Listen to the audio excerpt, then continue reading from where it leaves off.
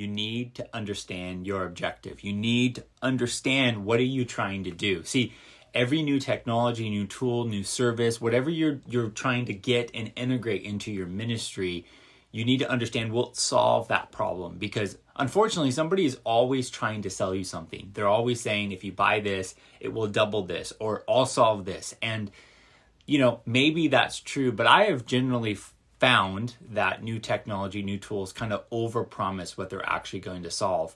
And so you need to understand, you are the keeper, you are the steward of what you're trying to do in your ministry at your church. I love what Paul says in Romans 1:13-15. He says, I do not want you to be unaware, brothers and sisters, that I have planned many times to come to you in order that I might have a harvest among you, just as I've had among the other Gentiles. I am obligated both to Greeks and non-Greeks, both to the wise and the foolish.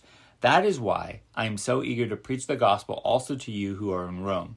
And what Paul says here is really interesting. He's having this conversation with the Roman kind of followers of Jesus, and he says, I want to come to you, but I have this other objective. I have an objective to go to places that haven't heard the good news of Jesus, meaning he wants to go to places that are unchurched. And so he wants to go to Rome, but his main focus, his main objective is to go to those places that don't have churches yet, who haven't heard the news of Jesus. And so Paul is saying, I'm not going to go to Rome yet because I have this other thing. Paul was super focused on that objective.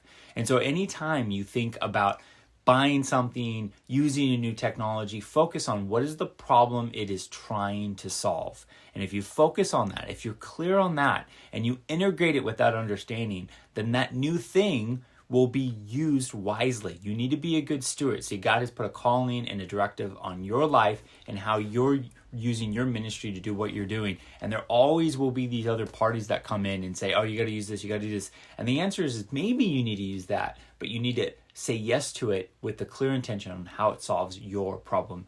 If you want to learn more about this, you can read chapter 3 of Online Church is Not the Answer. I have a whole chapter on how to understand the objective and how to integrate digital and new technology into your ministry.